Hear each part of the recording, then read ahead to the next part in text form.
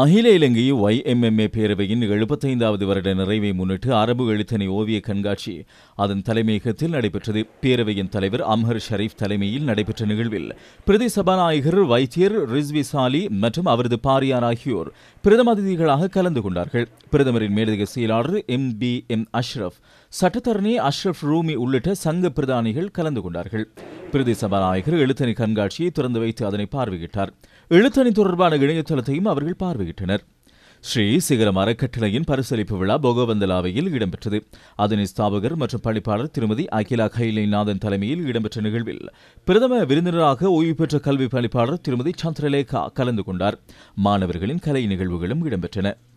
தெங்கு உற்பத்தியை அதிகரிக்கும் நோக்குடன் உரமானியம் வழங்க வேலை திட்டம் அரசாங்கத்தினால் முன்னெடுக்கப்பட்டு வருகின்றன. இறக்காமம் கமநல சேவை பிரிவில் உள்ள சுமார் 250 ஏக்கர் தெங்கு செய்கையாளர்களுக்கு காய்க்கும் மரங்களுக்கான முதிர் நாற்று பசலை மானிய அடிப்படையில் வழங்கப்பட்டு வருகின்றன.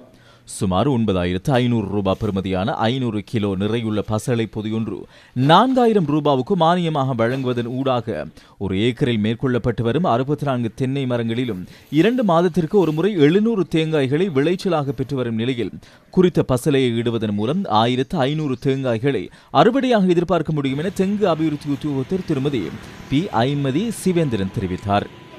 சுத்தமான மற்றும் ஆரோக்கியமான சூழலை கட்டி எழுப்புவதற்கான கிளீன் ஸ்ரீலங்கா வேலை திட்டத்தின் கீழ் காரைதீவு தொழில் பயிற்சி நிறுவனத்தினால் வேலை திட்டம் ஒன்று ஆரம்பிக்கப்பட்டுள்ளது. இது தொடர்பான கலந்துரையாடல் காரைதீவு தொழில் பயிற்சி நிலையத்தில் இடம்பெற்றது. நிலைய பொறுப்பதிகாரி MA ரிஸ்வின் தலைமையில் இடம்பெற்ற நிகழ்வில் காரைதீவு பிரதேச செயலாளர் எந்திரி G. அருணன் பிரதமதியாக கலந்து கொண்டார்.